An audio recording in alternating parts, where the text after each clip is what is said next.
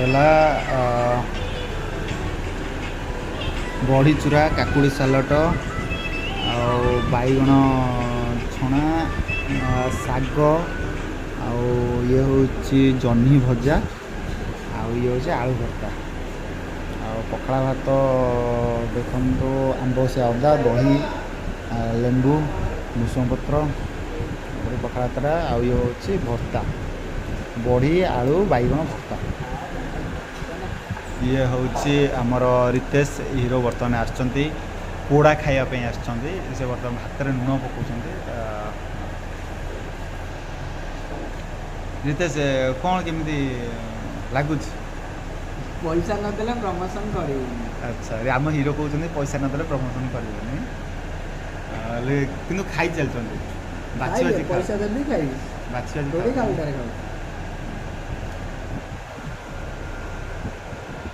ଭୃଷଙ୍ଗ ପତ୍ର, ଲେମ୍ବୁ ଚୁପୁଡ଼ା ହେଲା, ଗୋଳା ହେବ। ଆମର ଖାଇବା ଷ୍ଟାର୍ଟ କଲା, ଆମ ହିରୋ ଖାଇବା ଷ୍ଟାର୍ଟ କଲେ। ସେ ବର୍ତ୍ତମାନ କାହାକୁ ନ ନେଇ ଖାଉଛନ୍ତି।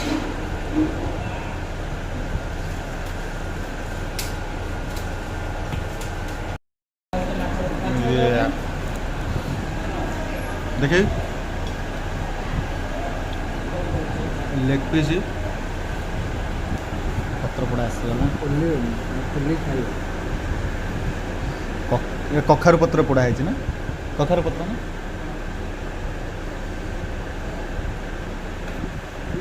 ଏଟା ମଞ୍ଜି ପୋଡ଼ା,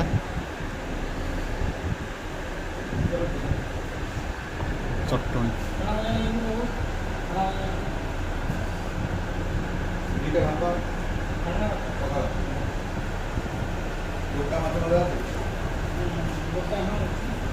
ଏଇଟା ମାଛ,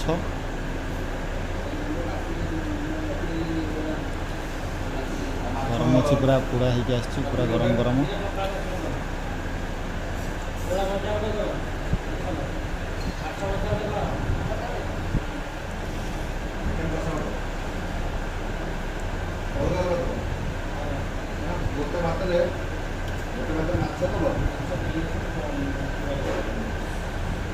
ଆଉ ତ ମଞ୍ଜି ପୋଡ଼ା କାହିଁ ଭାଇ?